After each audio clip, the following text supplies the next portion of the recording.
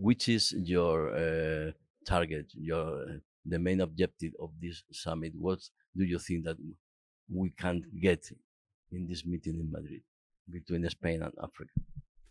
Je pense qu'on est en train de faire quelque chose de très important, qui est simplement de se connaître beaucoup mieux entre l'Afrique, qui est un partenaire encore assez peu important dans le commerce extérieur et dans l'investissement de l'Espagne, entre cette Afrique et au fond une Espagne qui ne voit pas nécessairement combien notre avenir est proche entre les deux continents. Et donc la toute première chose, c'est se connaître. Mon pays, le Bénin, est très peu connu. Et même pour des raisons historiques, nos relations avec le Portugal ou le Brésil ont été plus importantes historiquement. Vous voyez, nous avons des grandes familles dans notre pays qui portent des noms brésiliens, donc portugais. Et puis, la population est éduquée en français, qui est la langue nationale.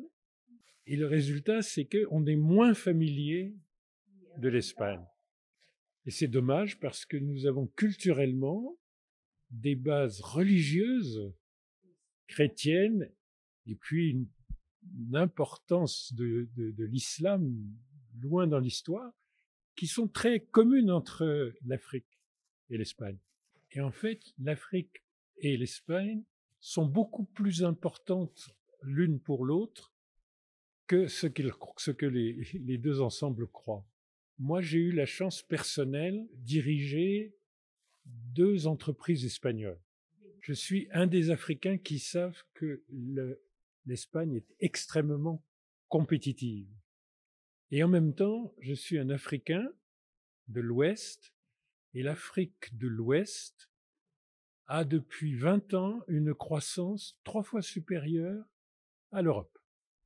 L'Espagne, depuis les années 1970, est devenue l'un des pays les plus compétitifs d'Europe. Et l'Afrique est en train de passer devant l'Asie qui vieillit.